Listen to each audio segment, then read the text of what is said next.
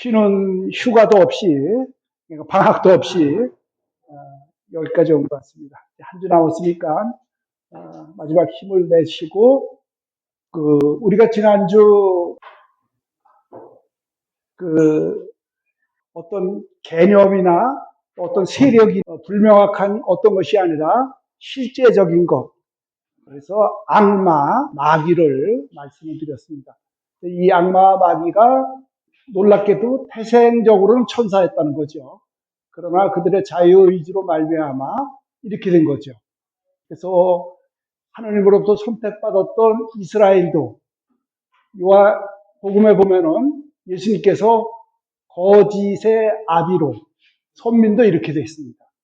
또 우리가 잘 아는 베드로 사도도 사도 중에 으뜸사제였습니다만 사탄으로 바로 불렸죠. 똑같은 겁니다. 천사에다가 이렇게 됐던 것처럼. 그래서 우리 세례받은 우리도 이렇게 넘어가기가 쉽다. 이런 거를 지난주에 말씀을 드렸습니다. 8월을 이제 오늘이 6일이니까 8월을 보내면서 우리 8월 6일이 혹시 무슨 축일인지 아세요? 8월 6일? 뭐 이렇게 매일 미사 다 집어넣으셨으면 그렇고, 그래서 예수님께서 거룩하게 변모하신 성변화, 거룩한 변모 축일이죠. 그래서 이 복음을 1년에 우리가 2번 듣게 되죠. 하나는 사순이 앞두고 우리가 듣게 되고, 8월 6일 날 듣게 되죠. 그래서 변모축일이라는 것은 우리에게 신화, 우리도 하느님처럼 될 수 있다는 그런 가능성을 미리 우리에게 축일이죠. 그래서 복음을 보면은 예수님의 얼굴을 해처럼 빛나고 그분의 옷은 어떤 마전장이가 해도 할 수 없을 만큼 희게 빛났다고, 하얗게 빛났다고 전해줍니다. 그러니까 예수님이 건 우리도 그렇게 변모가 될 수 있다는 거. 그런데 지금 이 천사에서 이렇게 바뀌었고, 선민에서 이렇게 바뀌었고, 베드로도 이렇게 바뀌었고, 이런 우리도 이렇게 가능할 수 있다는 의미에서 이 변모 축일을 말씀을 드립니다. 1975년이니까 뭐 제법 됐네요. 퓰리처 상 받았던 사람이 쓴 더 킬러 엔젤스. 뭐냐면은 킬러예요. 근데 그 사람이 엔젤. 그러니까 인간은 킬러이면서 천사라는 이런 양면성을 알려준, 우리나라에서는 뭐 번역이 안 되고 아마 이북으로 이렇게 나오는 걸로 알고 있는데, 킬러 천사라는, 천사인데 킬러가 되는 거죠. 그러니까 이런 양면성을 얘기하는 거죠.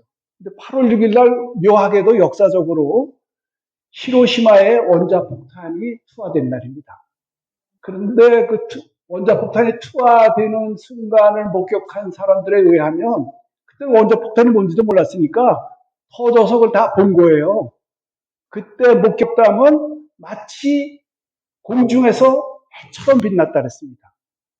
예수님의 얼굴이 해처럼 빛났다고 그랬는데, 우리가 예수님처럼 될 거라고, 그래서 우리가 그 변모축을 지낸다고 말씀을 드렸는데, 그 두 가지가 8월 6일 날 묘하게도 히로시마 상공에서 보여준 거예요. 인간의 양면성.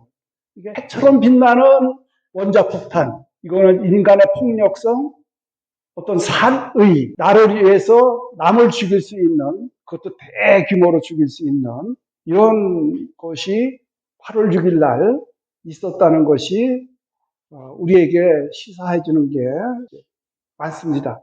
우리는 하느님의 모상으로서 거룩한 변모가 가능하고 장차 잠시가 아니라 영원으로 될 우리의 존재잖아요. 그래서 영광스럽게 변할 것이 분명한데 동시에 이게 가능하다는 거죠. 그러니까 악마성이 여러분들 이제껏 사시면서 내 안에 있는 악마성을 많이 확인하셨을 거예요. 애들도 악마적이거든요. 뭐 우리가 가끔 뭐 이거 이어서 무죄한 어린이들의 죽음에 대한 하느님의 책임은 어떻게 할 거냐 따져서 한번 볼 거인데, 근데 정말 아이들이 그렇게 순진무구하기만 할까? 먹을 것을 놔뒀을 때 형제들끼리 싸웠던 우리 어렸을 때 생각을 한번 해보시고 그 조금 나한테 있던 거 감추던 생각도 나요. 그리고 그 아이들도 그 어렸을 때부터 집단 괴롭힘, 왕따시키는 거 이게 뭐 똑같습니다. 그리고 전쟁, 또 테러 그런가 하면 스포츠에 열광하는 모습을 보면은 그 패싸움하는 거 응원단끼리 패싸움하는 거 보셨잖아요, 그죠? 스포츠 스타도 마찬가지고. 그래서 이 두 가지가 다 우리 안에 내재되어 있다는 거. 근데 예수님은 어떻게 그렇게 변했을까? 그렇게 해처럼 빛나고 몸이 빛나게 그분이 하셨던 것이 한마디로 뭐 여러 가지가 있습니다만은 우리를 섬겼고 그에 못지않게 우리를 섬기러 오셨던 삶 그것을 충실히 했기 때문에 그분은 그렇게 변화할 수가 있었다는 거. 그러니까 우리가 이쪽으로 안 빠지고 그분처럼 빛나게 되기 위해서는 그분을 닮은 삶으로 살아가면은 우리도 그 가능성이 열린다 그 얘기죠. 또 하나 성변, 거룩한 변모, 성변화인데 이것이 어느 때 또 우리가 접했으냐면은 바로 오늘 미사 때처럼 거룩하시다 끝나고서 중칠 때 그거를 성변화라고 하잖아요. 세상에 흔하디 흔한 일상에서 자주 만나는 그 빵과 포도주가 그분에 의해서 그분의 살과 피로 그야말로 성변화가 되는 거죠. 세상에서 흔하디 흔한 우리 각자의 존재가 그분에 의해서 우리도 거룩하게 변모가 되는 것. 이것이 미사 때 성찬례에서 그리고 영성체를 통해서 우리가 확인할 수 있는 우리의 삶의 방향, 그분을 닮는 삶. 제가 지난주 마치면서 AI 그리스도인이 되자 그랬잖아요. 그러니까 그 R2, 제2의 또 다른 이런 뜻이라고 말씀을 드렸고, I가 라틴 말로는 이제 예수스 앞자가 된다고도 말씀드렸습니다. 그리스도를 닮은 아니 제2의 그리스도가 될 때 우리도 빛나는 삶이 될 수가 있고 또 그것을 매 미사 때마다 영성체를 통해서 확인할 수 있다는 것. 그래서 우리의 전례, 특별히 예수님께서 세워주신 성체성사는 신앙생활하면서 곰곰이 묵상하면 묵상할수록 엄청난 거라는 거.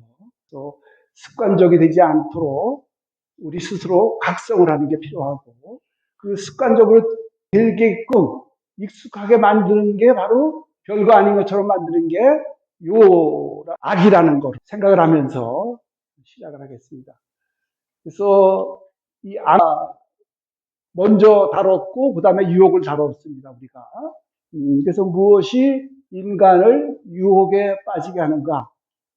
지금 인간의 우리의 안에 내재된 그 모습에 대해서 말씀을 드렸는데 이것만인가?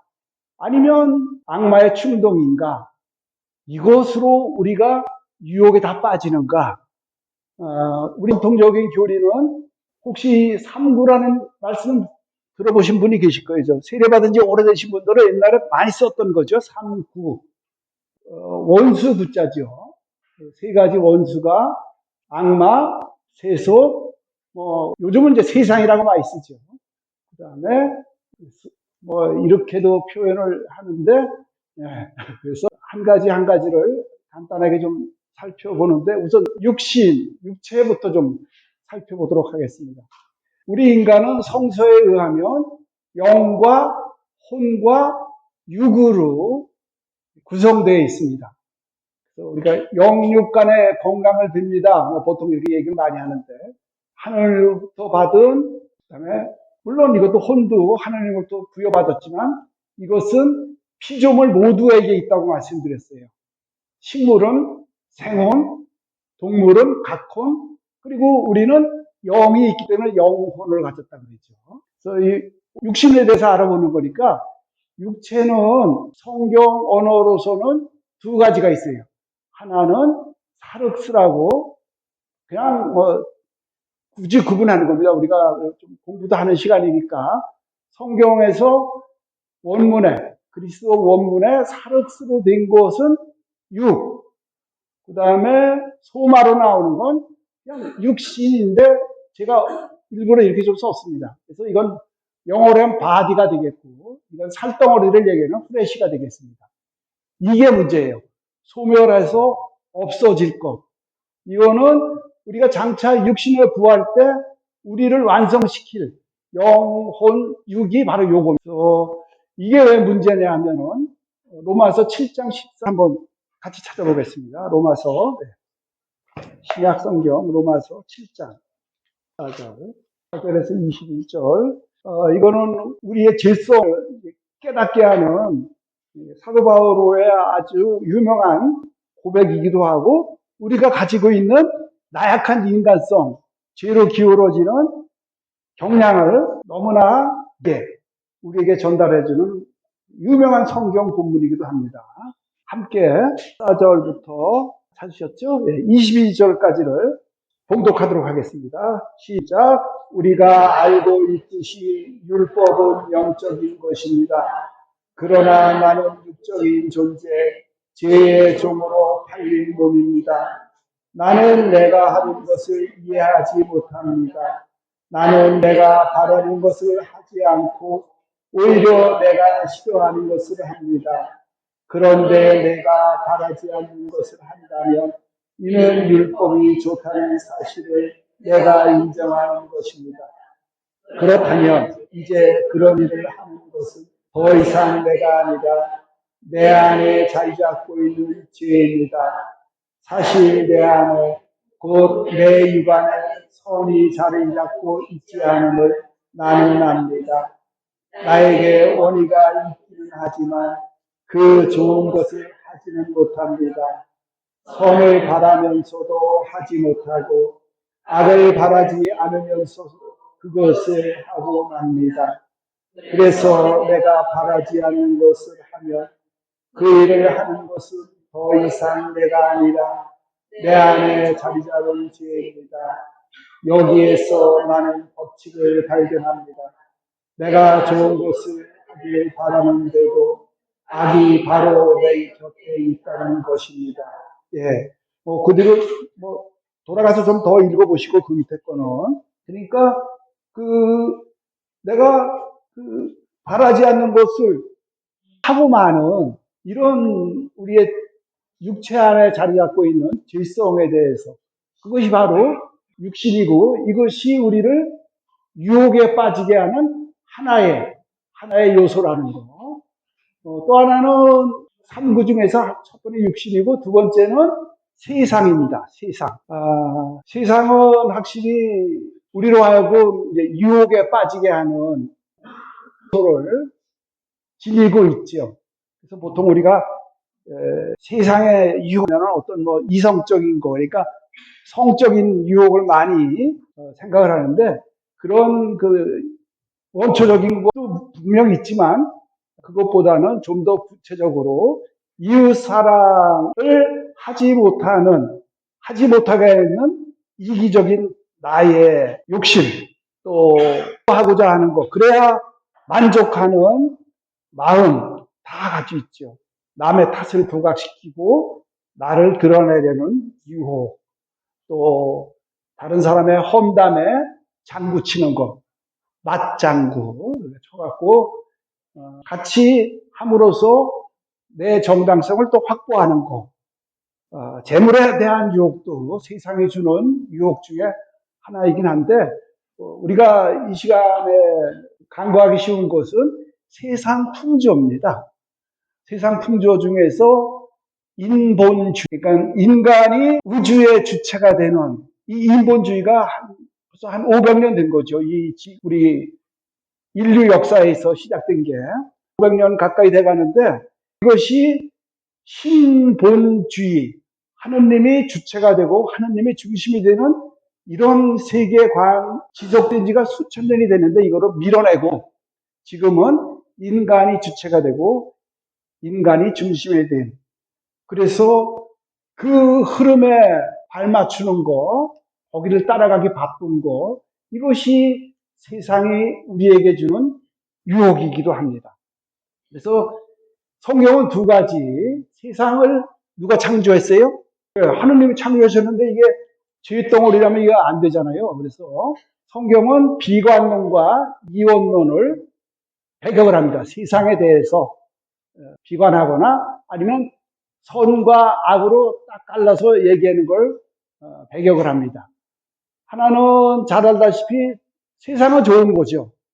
그래서 창세기 1장 31장 31절 우리가 잘 아는 본문이죠. 다 창조를 마치신 하나님이 보시기에 좋았다. 그것도 요 앞에 참 좋았다고. 그리고 로마서 1장 20절을 보면은 이 하느님의 신성, 하느님의 본성이 피조물을 통해서 나타난다고 이렇게 로마서는 우리에게 전해 주고 있습니다.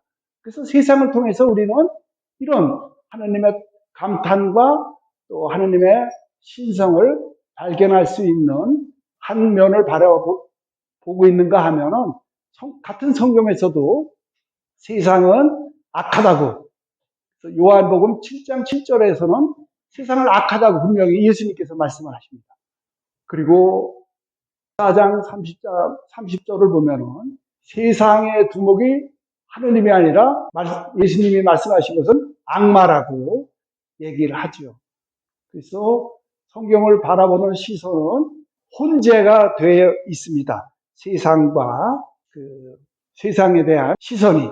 미국 탐험대가 리처드라는 대장이 인도하는 남극 탐험대가 남극을 정복을 했어요. 그리고 거기서 머물렀죠. 이것저것 조사를 해야 되니까. 6개월 가량 머무르다 보니까 춥고 정말 극지방이니까 얼마나 추웠겠어요. 춥고 황량한 환경이 6개월 지속되자 아주 대원들이 힘들어했습니다. 그래서 리처드 제독이 대원인 잭에게 물었습니다. 자네는 바깥 세상을 생각할 때 가장 그리워하는 게 뭔가? 이렇게 물었어요. 그랬더니 이 잭이 듣자마자 고민할 것도 없이 세상의 유혹입니다. 뭐 남자분들 군대 갔다 오신 분들 휴가 나가면 아니면 제대하면 가장 하고 싶은 거 했을 때 뭐 구체적인 목록을 여기서 제가 거론 안 해도 세상에 그런 것을 우리는 한편으로는 그리워하면서 산다는 말씀이죠. 그래서 유혹은 우리 신앙의 실제입니다. 왜 그러냐면은 예수님도 3번이나 유혹을 받으신 것이 성경에 나타나죠. 이 3번이라는 것이 광야로 나가서 악마한테 3번 받은 게 아니라 그때 한 번, 또 한 번 유혹을 받으셨어요. 언제 받으셨어요? 마태복음 26장을 보면은 겟세마니에서 기도하실 때, 겟세마니 동산에서 그때 한번 같이 읽어봤죠. 네, 그 표현이 너무 적나라했지 않습니까? 괴로워 죽을 지경이라고 예수님 그런 표현을 직접 쓰셨습니다. 그리고 자니 피에게 해달라고 나를 죽지 않겠다는 거죠. 그러나 이제 아버지 뜻대로 하라고 이렇게 유혹을 뿌리쳤습니다. 마지막 유혹은 언제였을까요? 십자가에서 돌아가시기 직전에 하느님의 부재를 체험한 거예요. 레마 엘리 레마 사박타니. 하느님 어찌하여 저를 버리셨습니까? 그러니까 그런 마지막까지 죽음을 앞둔 마지막까지도 예수님께서도 유혹을 받으셨다는 거. 베드로는 뭐 아까 말씀을 드렸다시피 마태복음 16장 16절에서는 너는 이제부터 이 반석이다 교회를 세우겠다고 해서 예수님이 기분 좋게 하셨는데 이게 16절이었다면 23절에 불과 바로 같은 장 23절에서 사탄아 물러가라는 예수님의 꾸중을 들으셨다는 거. 유혹이라는 것은 우리의 신앙 안에서 나타나는 실제이고 어쩌면 신앙생활에서 중요하게 다뤄야 될 한 부분이라고 볼 수가 있겠습니다. 유혹이라고 나온 주님의 기도에서 저희를 유혹에 빠지지 않게 하실 때 유혹은 원문이 그리스 원문이 테일라스모스입니다. 이거는 두 가지로, 요 단어에서 두 가지로 뜻이 있습니다. 하나는 유혹이라는 뜻과 시험이라는 뜻이 있어요. 그러니까 유혹이 되는가 하면 또 시험도 됩니다. 그래서 유혹 자체는 죄가 아닙니다. 유혹 자체는. 예수님도 유혹 3번 받으셨다잖아요. 그죠? 그게 죄는 아닙니다. 그걸 물리칠 때는 죄가 아닙니다. 그러나 우리의 의지가 동하면, 거기에 넘어가면 죄가 되는 거죠. 그러니까, 아까 지금 방금 전에 찾아본 로마서 말씀처럼 우리 안에는 예수님과 달리 하기 싫어도 해야 되는데 그걸 못하는가 하면, 또 우리 의지는 원하는 또 하지 않는 이런 것 때문에 죄를 짓게 된다는 거. 그래서 유혹은 결국 죄와 멸망으로 우리를 이끈다는 거. 그래서 삼군은 악마의 소행이기도 하지만 육신, 그리고 세상의 영향력과 더불어서 함께 작용할 때 죄가 되고 이것은 멸망으로 이끈다는 거. 말씀을 드리면 되겠습니다. 테스트라고 말씀을 드렸는데, 테스트 시험은 보통 세 가지가 나옵니다. 왜 우리에게 시험을 주시는가? 하느님의 시험에 대해서는 그런 의문을 많이 갖게 되죠. 하느님이 인간을 시험하는 경우가 있습니다. 창세기 22장 보면은 아브라함, 잘 알고 있는 이삭을 하느님께 바쳐라는 믿음의 시험, 페라스모스가 있고, 그 다음에 욥, 마찬가지죠. 욥을 시험하죠. 사탄을 내가 허용합니다. 그런가 하면 20절의 말씀을 보면은 하느님이 왜 인간을 시험하는 건가? 그 답이 좀 나와 있습니다. 찾진 않고 제가 읽어보도록 하겠습니다.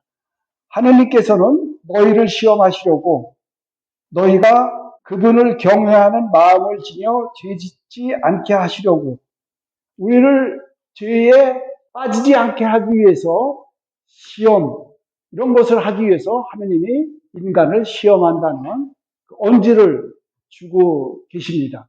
그러니까 하느님이 인간을 시험하는 경우는 우리 인간으로 하여금 인내와 믿음을 가지고, 그리고 하느님을 향하는 우리가 보통 향주 삼덕이라고 하는 믿음, 희망, 사랑을 우리에게 키워주시려고 하느님께서 인간을 시험하는 경우가 있는가 하면은, 사탄이 인간을, 이건 너무 흔한 거죠. 이건 바로 유혹이라고 볼 수가 있겠습니다. 창세기 아까 뱀도 나왔었는데 거기서부터 묵시록 마지막까지 유혹하는 것이 그래서 나옵니다. 그런가 하면은 인간이 하느님을 시험하는 경우도 있습니다. 시편 95장 8절의 말씀을 보면은 우리가 화답송으로 많이 하는 거죠. 주님의 목소리를 듣거든 너희 마음을 완고하게 가지지 말라. 무리바에서처럼 광야의 맞서 그날처럼 거기에서 너희 조상들은 내가 한 일을 보고서도 나를 시험하고 나를 떠보았다. 그래서 거기 나오는 마사가 히브리 말로 시험이라는 뜻입니다.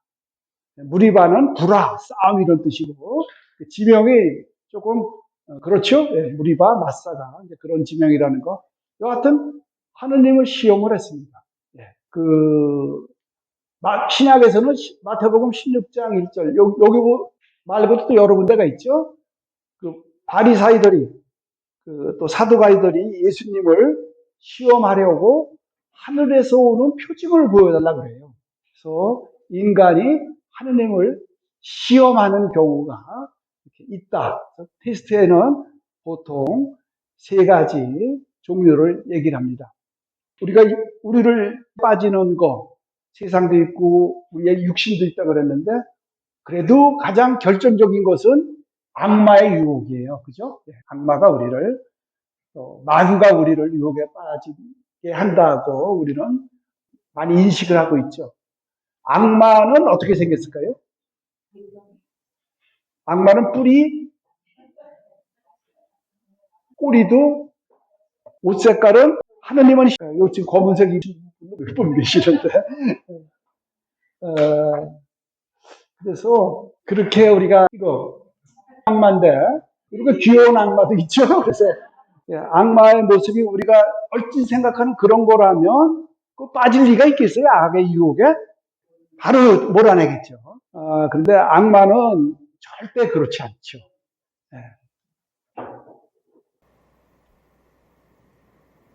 Who are you? I'm the angel who guards you.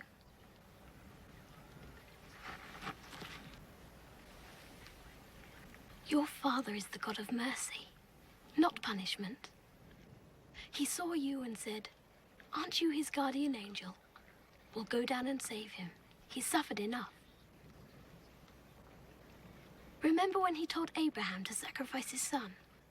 Abraham was just about to kill the boy with his knife when God stopped him. So if he saved Abraham's son, don't you think he'd want to save his own? He's tested you and he's happy with you. He doesn't want your blood. He said, "Let him die in a dream, but let him live his life." All the pain. That was real. Yes, but there won't be any more. You've done enough.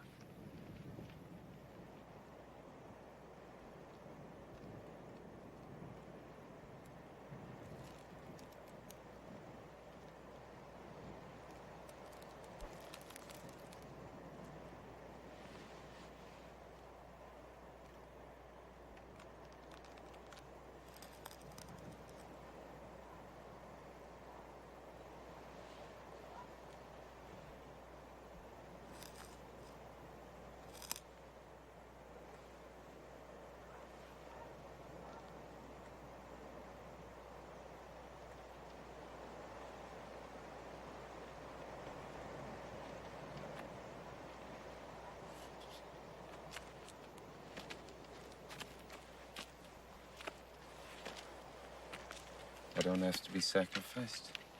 No. No, you don't. I'm not the Messiah. No. No, you're not.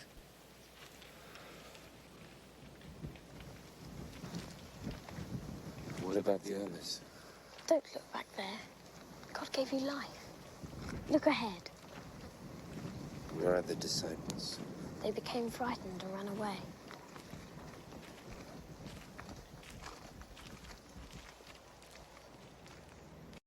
Is this the world of God?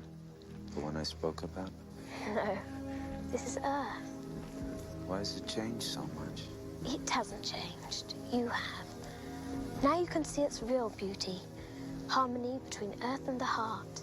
That's the world of God. Maybe you'll find this hard to believe, but sometimes we angels look down on men and envy you. Really envy you.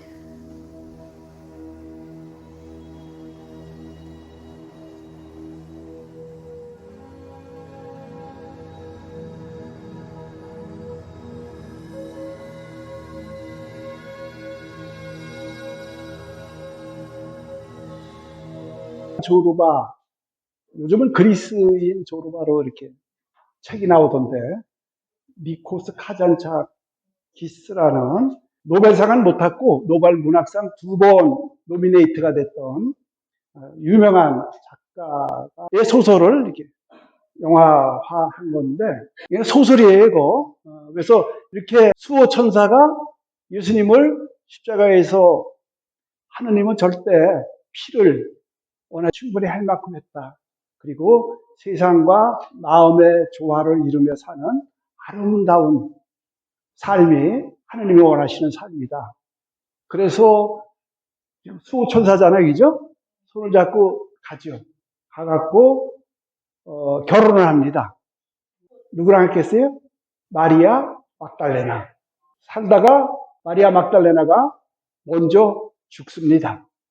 예수님 복도 많죠? 그러니까 재혼할 기회가 생긴 거예요. 그래서 모든 것은 하나다. 이런 가르침을 천사한테 받았기 때문에 재혼을 누가 하고 하느냐면 마르타와 마리아. 자매를 다 취해요. 그래서 아들, 딸 낳고 잘 살다 이제 자연사를, 예수님도 자연사를 할 시간이 됐습니다. 그때 예수님을 배반했던 유다가 나타나요. 그리고 얘기를 하죠. 당신을 십자가에서 내려오게 한 하느님의 뜻이라고 해서 내려오게 한 그 천사가 바로 당신이 공생활 시작하면서 광야에서 만났던 그 악마다. 그래서 멘탈이 붕괴게 되는 거죠. 그 사실을 깨고 나서 다시 메시아로서 그리스도의 사명을 다하고 진짜로 죽습니다. 그래서 이 영화가 얘기하는 건 뭐 굉장히 긴 영화인데 여러 가지 메시지가 있습니다만 우리는 지금 악의 유혹에서 벗어나게 해달라는 이런 기도를 바치면서 지금 배우는 거니까 악마라는 것이 얼른 봤을 때 이건 분명히 악의 힘이다 했을 때 우리가 잘 안 따라가니까 하느님의 뜻으로 하느님의 천사의 모습으로 우리에게 유혹을 한다는 거죠. 우리 살다 보면 이제 그런 거 있죠. 어디 갔다 와서 몸이 몹시 피곤한데 저녁 기도하려면 야, 이렇게 피곤한 몸으로 기도 드리는 것보다는 하나님께서는 내가 푹 자고 개운한 마음으로 기도 드리는 거 더 좋아하실 거예요 하면서 하나님의 뜻을 그따위로 갖다 적용을 해서 자고 내일 아침에 하려고 하는 거죠.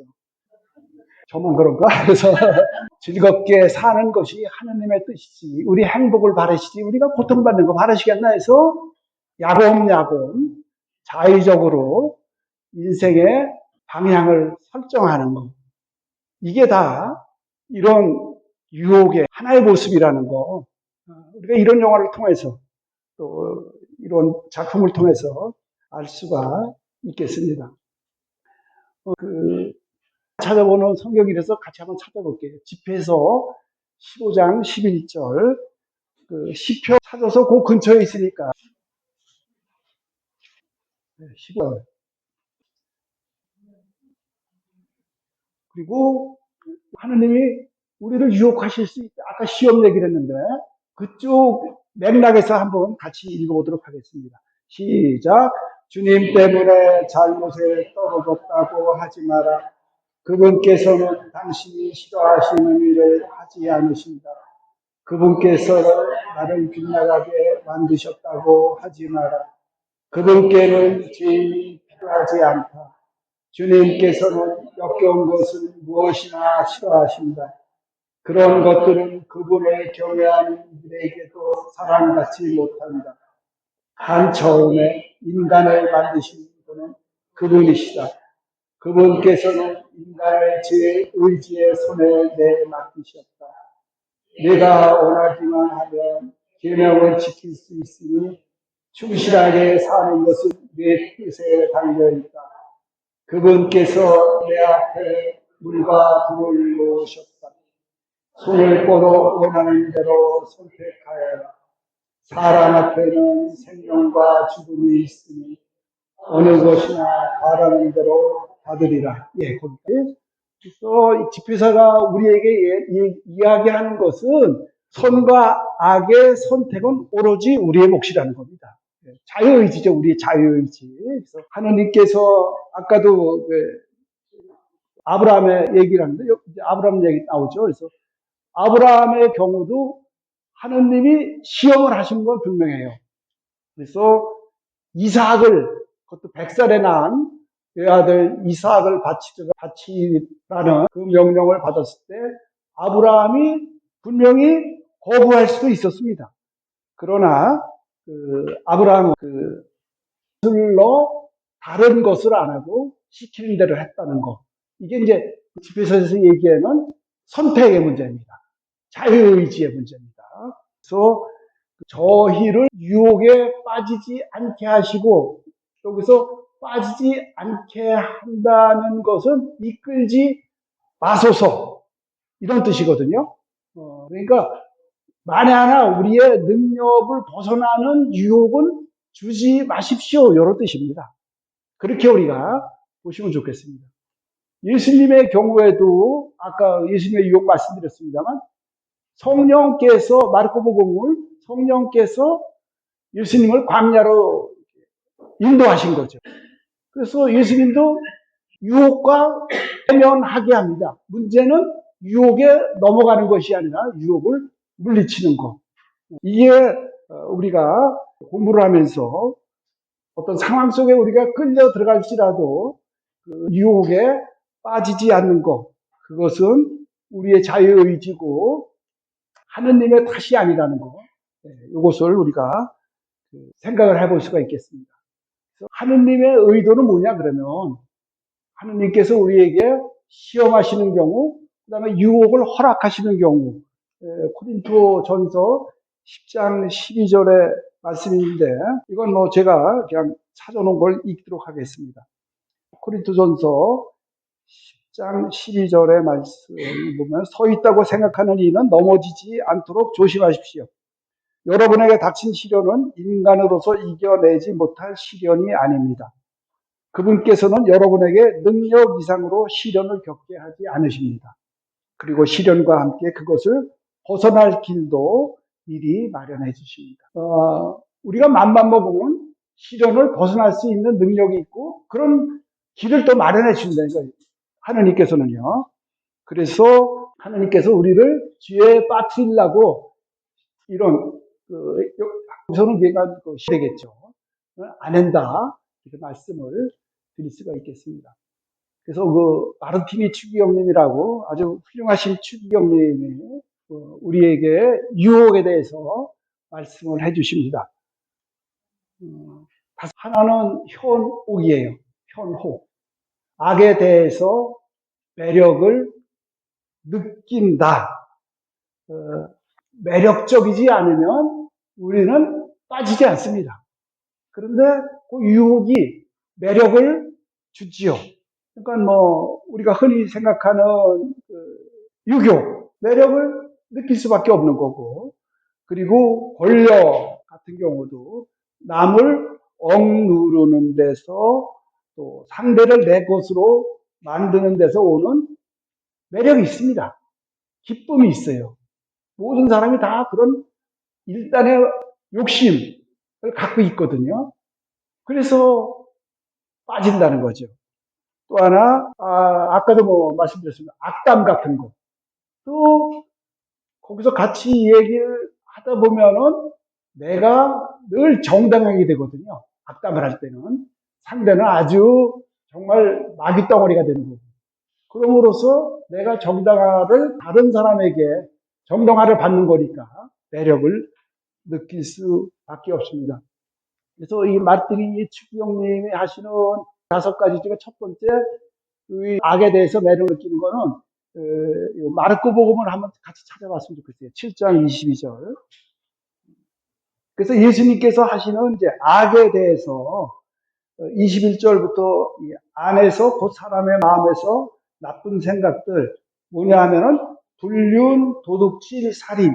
이게 이제 근본적인 건데, 불륜, 도둑질, 살인이 근본적인 건데, 요 밑으로, 요 아래로 이거 나오느냐 하면은, 간음, 탐욕, 악의가 나온다는 거죠. 그래서 이 3가지가 나오고, 그 뒤로부터 나오는 게, 사기, 방탕, 시기, 중상, 교만, 어리석음.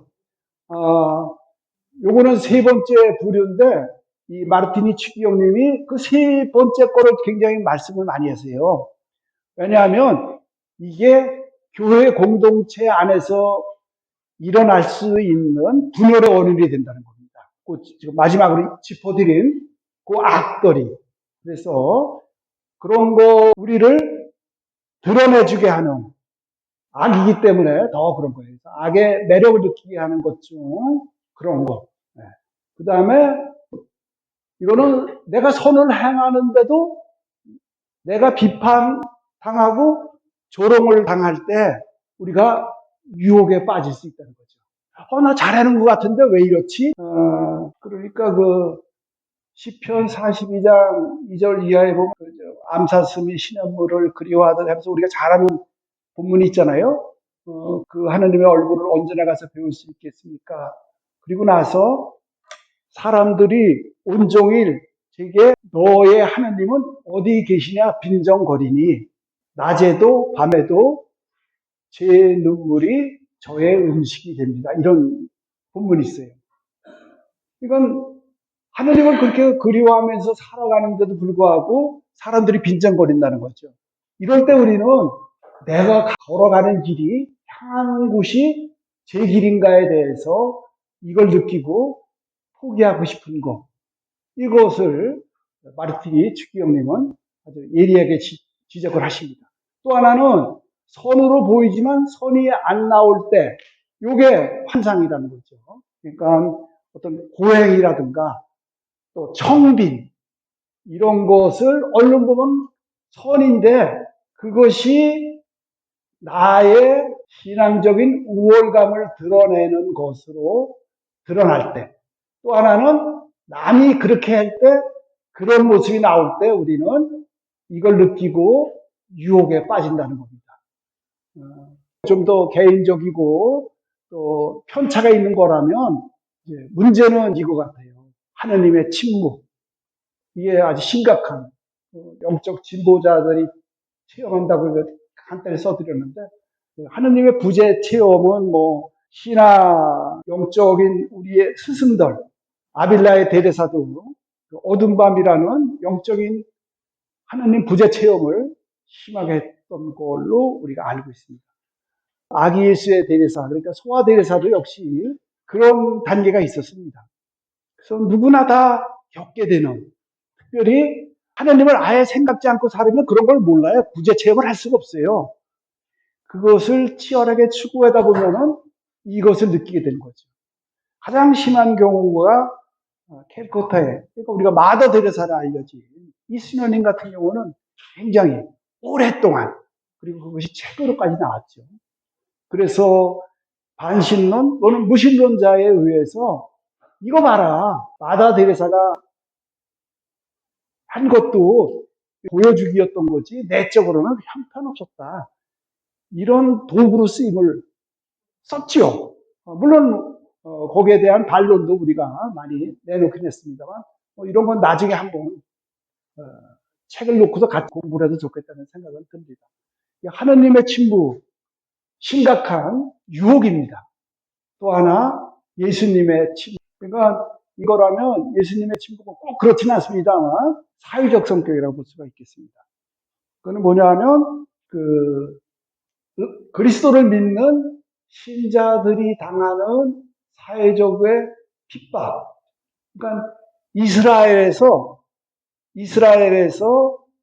우리 그리스도인, 그것이 개신교건 정교회건 우리 가톨릭이건 신앙생활을 제대로 할 수 있느냐? 아닙니다.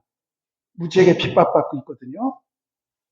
예수님이 계셨던 땅이고 예수님을 믿는데 우리가 왜 이렇게 핍박을 당해야 되는가? 이것은 예수님의 침묵으로 비춰져서 우리로 하여금 신앙의 흔들림을 경험케 하는, 또 서구 그리스도교 사회적, 그러니까 그리스도 교를 믿는 유럽이나 북미 대륙이나 이런 데서 특별히 예수님 상업적으로 이용되는 거죠. 그래서 매스컴과 또 오락, 공공경력에서 예수님을 돈벌이로 하는, 그래서 예수님이 도대체 계시긴 한 거야? 이런 거. 본당에서는 기도하고 성가 부르고 나가지만 밖에 나가면은 전혀 그리스도인답지 않는 이런 신자들이 굉장히 많이 목격될 때 우리는 예수님에 대해서 예수님의 침묵에 대해서, 그래서 예수님의 부재를 생각하면서 신앙이 흔들린다는 거죠. 그래서 이 상업적인 거 이걸 말씀을 드렸습니다만, 그런 말이 있죠. 그리스도 교회는 팔레스티나처럼 신앙이었지만 이것이 유럽으로 건너가서는 문화가 되었고, 우리 유럽 성지순례 다녀보면 그거 느끼죠. 신앙보다는 어떤 문화가 되었고, 미국으로 가서는 기업이 되었습니다. 그러니까 가장 활발하죠. 특별히 개신교 같은 경우 TV, 출판, 영화도 무지하게 나오거든요. 한 해에 나오는 그리스도교에 관한 영화가. 그래서 미국으로 가서는 기업이 됐다 그러죠. 그런데 그리스도교가 한국으로 와서는 대기업이 됐다. 우리 뭐 이렇게 가톨릭이야 그렇지만 이웃 교단에 대해서 뭐 구체적인 건 말씀을 안 드리겠는데 그거 많이 지적받고 그래서 유혹에 빠진 마르티니 추기경님의 5가지를 보면서 우리는 왜 유혹에 빠지는가? 달콤해 보인다. 창세기 3장 6절에 보면은 그 선악과를 바라본 그 아담과 하와가 바라본 선악과는 먹음직스럽고 탐스럽다 그래요. 유혹은 내가 하면은 될 것 같은 게 있어요. 네? 그러니까 예수님이 광야에서 받았던 첫 번째 유혹이 뭐지요? 마귀가 나타나서 돌을 가지고 빵을 만들려고 그랬어요. 우리한테 마귀가 나타나서 돌 갖다 놓고 이거 보고 빵으로 만들어. 그러면 우리가 유혹이 될까요? 아닐까요? 우리 같은 주제에 그걸 어떻게 해? 그러니까 우리는 그 유혹이 안 되는 거예요. 내가 할 수 있는 게 유혹이 되는 겁니다. 예수님은 하실 수가 있었잖아요. 그러니까 예수님께 그 유혹이 되는데, 그러니까 유혹은 언감생심, 마음을 품지 못할 거면 유혹에 빠지지 않습니다.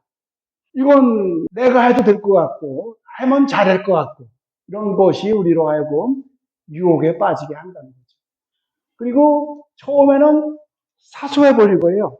그 엔도 슈사코라고 그 사일런스 영화 혹시 보신 분이 계실 터인데 침묵이라는 그 책으로도 침묵이라는 책은 마지막 판이 3판인가 그런데 이 8세까지 가톨릭에서는 엄청나게 팔린 영적 도서입니다. 그거에 슈사코의 말은 이제 그런 말이 있어요. 유혹은 먼지 같다. 먼지가 눈에 잘 안 보이잖아요. 근데 차곡차곡 쌓이는 거죠. 그러니까 눈에 안 보이지만 끊임없이 쌓이고 그것이 어느 순간에 가면은 이렇게 덮개가 되는 거죠. 그래서 유혹이라는 것은 그렇다는 거죠. 쌓이는 줄 모른다는 거죠. 그래서 별거 아닌 것처럼 포장을 해서 우리에게 접한다는 겁니다. 그래, 이 정도는 하나님께서 이해하실 거야. 다 그렇게 살잖아. 맑은 물에 고기가 모난 돌이 정에 맞아. 뭐 이런 식으로 해서 꼿꼿하고 나름대로 정결한 약속을 했던 맹세를 했던 우리 인간들을 야곱야곱 둔하게 만드는 거. 그래서 기쁘게 살지 못하게 하는 거죠. 나중에는 이것이 바로 유혹이 된다는 거죠. 또 유혹은 우리에게 좋은 것을 줘요. 여기도 달콤해 보인다는데 좋은 것을 주는데 최선이 아닌 걸 줍니다. 최고 좋은 것은 하느님인데 하느님이 아닌 그 밑에 걸 주는 거예요. 그런 악도 충분히 제공할 수 있는 거거든요. 그러니까 우리가 이게 최선인 것처럼 보이는데 이런 것에 넘어간다는 거죠. 어느 순간 하느님이 아닌 다른 것을 우리가 따르게 되고 사랑하게 된다는 거. 왜곡된 하느님의 뜻을 전해준다. 아까 예수의 최후의 유혹에 나온 수호천사를 빙자해서 나타난 하느님의 뜻, 대표적으로 말씀을 드릴 수가 있겠습니다. 그래서 유혹에 빠지는 거 전체적으로 보면은 아까도 말씀드렸듯이 세상 사조 안에서 개인의 우월성, 또 내가 세상의 주인이라는 이 세상 풍조에 우리는 알게 모르게 때문에 유혹에 빠지고 지금 이렇게 말씀드린 이런 것에 넘어간다는 겁니다. 그래서 유혹을 떨치는 것에 대해서 성경을 중심으로 한번 살펴보도록 하겠습니다. 유혹을 떨치기 위해서는 가장 필요한 것이 주님입니다. 왜냐하면 히브리서 지지난주 우리가 주일 미사 때 들었던 2장 18절의 말씀을 수가 있습니다. 그분께서는 고난을 겪으시면서 유혹을 받으셨기 때문에 유혹을 받는 이들을 도와주실 수가 있습니다. 방금 전에도 예수님 유혹 말씀드렸는데 이런 거를 당하셨기 때문에 우리가 유혹당할 때 우리를 도와주실 수 있다는 거죠. 어떻게 하면 좋겠는가? 예수 기도가 한번 말씀드렸잖아요. 그죠? 예수 그리스도님 자비를 베푸소서. 이거를 하루에 뭐 며칠 때는 순례자를 우리 그때 소개를 해드렸는데 예수 기도는 아주 동방정교에서는 뭐 아주 대단한 기도로 하고 우리 가톨릭 교회에서도 많이 퍼져 있죠. 그래서 예수님 이름을 끊임없이 부르는 거예요. 예수 그리스도님 저에게 자비를 베푸소서. 만트라처럼 어떤 경우가 생기면은 끊임없이 이것이 유혹에 빠질 때뿐만 아니라 괴로움 또는 병 중에서도 우리가 예수 그리스도님 저에게 자비를 베풀어 주십시오. 그리고 기도 생활에서도 근심에 빠질 때 어떤 분은 뭐 성호 근심이 온다고 그랬는데 부쩍에 빨리 오는 경우 많죠 뭐 사실은. 그리고 기도만 하면 안 보이는 게 그게 잘 보여요 또. 방바닥에 떨어진 머리카락도 잘 보이고 귀도 아주 밝아지죠. 시계 소리도 왜 이렇게 크게 들리는지. 기억력도 아주 생생해집니다. 가스불을 껐던가 안 껐던가 하면서 주의력도 상승이 됩니다. 하여튼 그럴 때도 분심을 물리칠 때도 이거를 권해드립니다. 예수 그리스도님 자비를 베풀어 주십시오. 단순한 기도지만 강력한 기도라고 그때 말씀드렸어요. 예수님 기도. 또 하나 마르코복음 16장 17절에서 18절. 지금 마르코복음 펴고 계시죠? 지금 7장 펴고 계실 거예요. 그런데 16장 한번 가봅시다. 16절에서 18절. 예수님께서 승천을 앞 제자들에게 사명을 하시는 말씀이에요. 우리에게 주시는 말씀입니다. 마르코복음 16장 17절. 그 15절의 말씀은 아주 복음 선포 사명인데 이건 많이 들었던 말씀이죠. 그래서 16절부터 다 함께 읽겠습니다. 믿고 세례를 받는 이는 구원을 받고 믿지 않는 자는 단죄를 받을 것이다. 믿는 이들에게는 이러한 표징들이 따를 것이다. 곧 내 이름으로 마귀들을 쫓아내고 새로운 언어들을 말하며 손으로 뱀을 집어들고 독을 마셔도 아무런 해도 있지 않으며 또 병자들에게 손을 얹으면 병이 나을 것이다. 우리가 예수님의 제자로서 이런 능력을 갖고 있다는 겁니다. 또 이거를 발휘하라고 하죠. 그러니까 예수님의 이름으로 마귀를 쫓아내라는 것. 지금 예수 기도 말씀을 드렸는데 예수님 이름 끊임없이 부르는 거, 마귀 쫓아내고 여기서 새로운 언어를 말한다는 것은 뭐 영어가 잘 되거나 독일어를 여러분에게 할 수 있는 능력을 주신다는 게 아니죠. 새로운 언어라는 것은 그리스도인의 새로운 언어를 우리에게 주신다는 거예요. 그러니까 그전에는 전혀 생각지 못했던 사랑한다는 말, 아니면 고맙다는 말, 감사한다는 말, 제가 하겠습니다 말, 이런 새로운 언어를 말하는 거예요, 여기서는. 이런 거 할 때 우리는 그 앞에서 15절에 얘기했던 복음 선포를 할 수가 있는 거죠. 또 하나, 손으로 뱀을 집어들고 독을 마셔도 아무런 해도 입지 않으며 세례받고 그러면 우리가 뱀 막 도토리 줍다가 우리 저 에피파니아 자매는 고생하셨는데 그죠? 뱀에 물릴 땐 대성병원으로 가세요. 그게 성경 말씀대로라면 이런 거 병원에 가면 안 되잖아요. 여기서 얘기하는 독을 마셔도 뱀을 집어들어도 해를 입지 않는다는 것은 우리가 그리스도 또 성령의 기름으로 세례를 받고 났을 때 우리에게 해 입지 않는 능력이 생긴다는 거예요. 그런 외부적인 것보다는 상처받는 많은 말 들어도 견딜 수 있다는 얘기입니다. 해를 입지 않는다는 겁니다. 이것이 예수님이 우리에게 약속한 말씀이에요. 그러니까 가장 중요한 것은 17절 예수님의 이름으로 마귀를 쫓아낸다는 거예요. 유혹 떨치기 이런 능력을 예수님의 이름, 예수기도 반복을 말씀드렸고 이렇게 할 때 명령하라는 거죠. 제발 나에게 떠나가 주십시오. 이것이 아니라 나자렛 예수님의 이름으로 명령하는 거. 물러가라.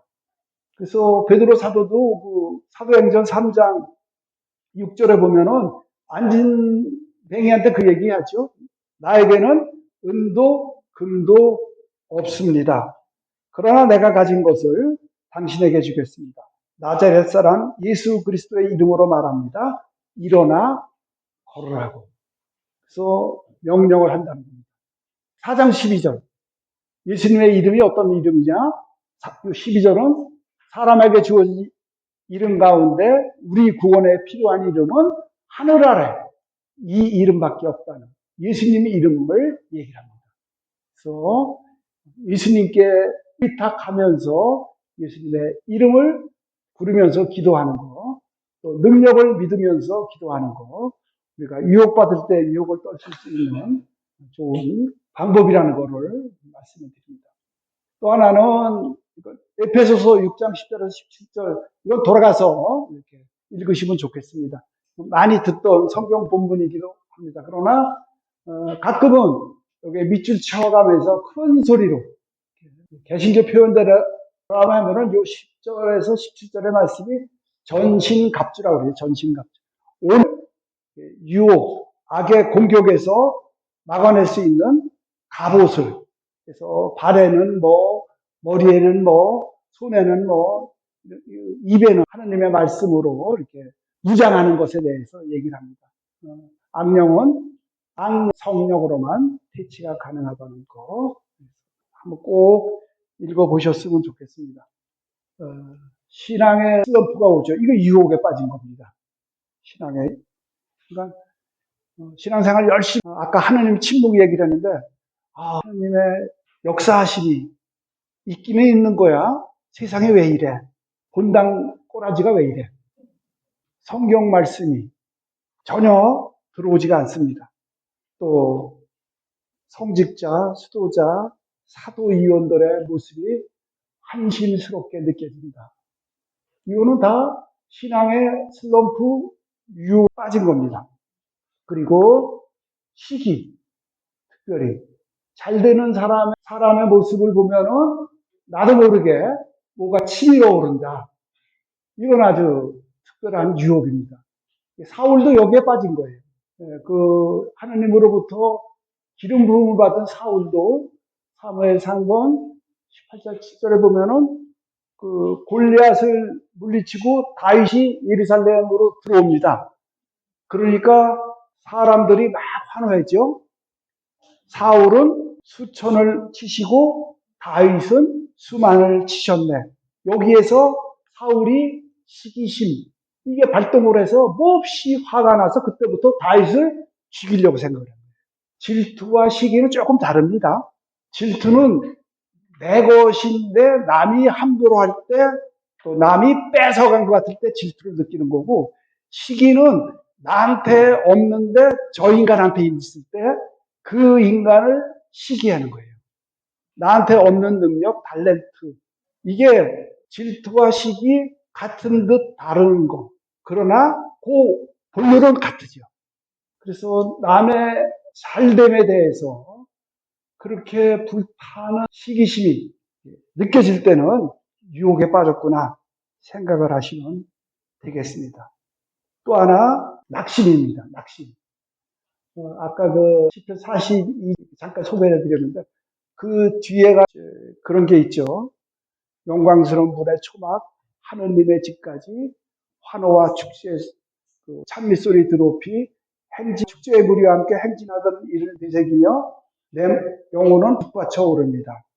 그러면서 바로 내 영혼아 어찌하여 낙심, 개신교는 낙심으로 이렇게 표현을 하는데 우리는 내 영혼아 어찌하여 신음하면서 내 안에 녹아들면서 내 안에서 신음하느냐 이렇게 돼 있어요. 요게 큰 유혹이라는 겁니다. 그러니까 여러분들도 많이 경험하셨을 거예요.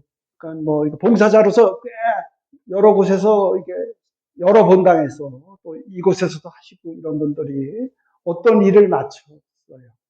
뭐 예를 들어서 정월 보름날 윷놀이 대회를 마쳤어요. 아니면 큰 대축일에 성가대 무사히 잘 마쳤어요. 박수도 받고. 이래저래 봉사하던 성모회 같은 경우 지난 24일인데 수고했다고 맛있었다고 박수 쳐주고 잘 끝나는데 월요일 아침에 일어났는데 뭔가 개운치 않습니다. 그런 거 느끼는 분 많았을 겁니다. 근데 왜 개운치 않을까? 꼭 한번 인정을 받아야 되는 그런 말을 들었어야 할 그 상대가 그 말을 안 해줬을 때 알게 모르게 그런 게 있습니다. 딴 사람이 한 건 다 립 서비스였어. 저분이 말을 했어요. 진짜인데. 사람의 인정에 대해서 낙심을 하는 거. 이게 큰 유혹입니다. 낙심이라는 거. 그래서 교부들은 이 낙심을 정오의 낮잠이라고. 그러니까 정오의 악마라고 그랬어요. 밥 먹고 나면 나른해지고 아무것도 하기 귀찮잖아요. 태만해지고 권태롭고 이것으로 하여금 우리의 신앙의 여정을 더 이상 못하게 하는 겁니다. 발전을 못하게 하는 거예요. 성숙을 못하게 하는 겁니다. 이게 아주 악마의 다른 모습이고 왜 그런 낙심을 느낄까? 내 기대만큼 인정받지 못할 때 이런 거 사도 바오로 같은 경우는 사도행전 14장 20절을 보면은 그 이코니아니오리라는 곳에서 안진병을 일으킵니다. 그래서 그쪽에 사람들이 막 그 신으로 추대할 정도로 환호를 받았죠. 그런데 그것을 본 유다인들이 이걸 느꼈어요. 시기심을. 성경에도 그렇게 나옵니다. 시기심을 느껴갖고 이코니온에서 페르베로 리스트라로 왔거든요. 근데 거길 쫓아온 거예요. 그리고 와서 그 바오로를 돌로 칩니다. 그래서 바오로가 돌에 맞아서 쓰러졌고 죽은 줄 알고 사람들이 성 밖으로 갖다 놓습니다. 근데 아침에 됐는데 바오로가 눈을 떴어요. 죽은 줄 알았는데. 아침에 눈을 뜬 바오로가 한 행동이 뭐냐? 다시 성 안으로 들어가서 자기가 돌을 맞았던 그 성 안으로 들어가서 동료 사도들과 함께 다음 목적지 테르베를 향해서 떠나갑니다. 아침 햇살을 받고 그곳을 향하는 돌에 맞아서 엉망진창이 된 몸, 이것을 안고서 바오로 사도가 걸어가는 그 장면을 한번 생각을 해보시면 우리 같았으면 여기에 빠지지 않았을까? 그런 생각을 해봅니다. 왜 내가 하느님의 일을 이름으로 사람을 치유해 줬는데 이렇게 돌에 맞아 죽을 지경이 됐는가? 에휴. 그래서 우리 같았으면 입원을 해서 한 서너 달 아무것도 안 했을 거예요. 그런데 그걸 또 넘어가는 바오로 사도의 모습이 아주 감동적으로 나타납니다. 그래서 하느님의 인정을 못 받은 듯 하더라도 그 일을 다 하는 그 바오로 사도를 본받아서 우리도 시기심, 그래서 낙심에 빠지지 않기 위해서 사람이 아닌 하느님의 인정을 사모하는 것. 누가복음 말씀을 여기다 써드렸는데 이 같은 너희의 일이 하늘에 기록된 것을 기뻐하라. 그 성경 말씀을 거기다 써드렸습니다. 그래서 유혹에 빠지지 않게 하시고 옛날에는 저희를 유혹에 빠지지 말게 하시고 이렇게 돼 있었잖아요. 기도문이. 그런데 이렇게 바꾼 것은 이렇게 하면은 하나님이 꼭 우리를 어디 밀어 트리는 것 같아갖고 밀어 떨고 트리는 것 같아서 이것을 안 쓰고 않게 하시고를 씁니다. 시련과 유혹, 우리가 지난주에 시작 기도로 바쳤던 야고보서 1장 12절, 14절 다시 한번 상기하시면서 하나님께서는 우리를 유혹에 빠지게 하시는 분이 아니라는 거, 이것을 꼭 확인하시고, 그리고 이 기도를 바친다는 것은 이런 얘기입니다. 저희 능력을 벗어나는 상황으로 인도하지 마시옵소서. 아까도 그 말씀드렸죠. 그런 우리가 빠져나올 수 없는 상황으로 우리를 시험하시지도 말고 유혹에 빠지지도 말게 하시라는 이 청원이 이 기도문에 드러난 우리의 청원 내용이라는 거. 또 매일 미사 가지신 분 계시나요? 주님의 기도 한번 찾아보실래요? 같이? 제가 소개해 저희를 유혹에 빠지지 않게 하시고 악에서 구하소서. 그리고 신부님 혼자 하시는 게 있어요. 주님, 저희를 모든 악에서 구하시고 한평생 평화롭게 하소서. 주님의 자비로 저희를 언제나 죄에서 구원하시고 모든 시련에서 보호하시어 복된 희망을 품고 구세주 예수 그리스도의 재림을 기다리게 하소서. 그럼 우리가 응답을 하게 되는데, 바로 이 시리아 야곱 전례라는 것이 있는데, 거기 이 사제 기도가 이 코린토 전서 10장 1절에서 13절에서 온역이 된 건데, 지금 우리가 가톨릭 전례에서 하는 그 내용입니다. 그래서 이런 우리 능력 이상으로 제발 우리를 인도하지 마십시오.